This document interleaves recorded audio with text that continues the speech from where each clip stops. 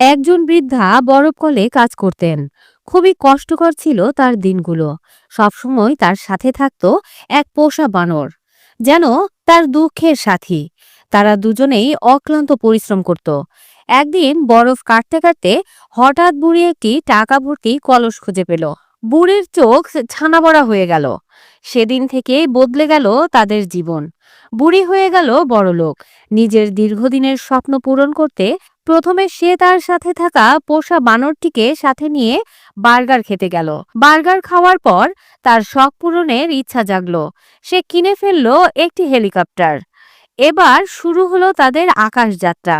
বুড়ি আর বানর হেলিকপ্টারে চড়ে পুরো এলাকা ঘুরে বেড়ালো। আকাশে মেঘের মাঝে আনন্দ করতে লাগলো। পরের দিন বুড়ি গ্রামের সবাইকে নিয়ে হেলিকপ্টারে চড়ালো। সবাই মজা করলো, ঘুরলো। কিন্তু সেদিন বুড়ি এত লোকের ভিড়ে তার বানরটিকেই ভুল করে রেখে গেল মাটিতে। হেলিকপ্টার আকাশে উঠতেই বানরটি বুড়ির দিকে চেয়েই রইল, আর তার চোখ দিয়ে টপ টপ করে পানি পড়তে লাগলো। সে কাঁদছিল হতাশায়, একাকিত্বে আর ভালোবাসার অভিমানে।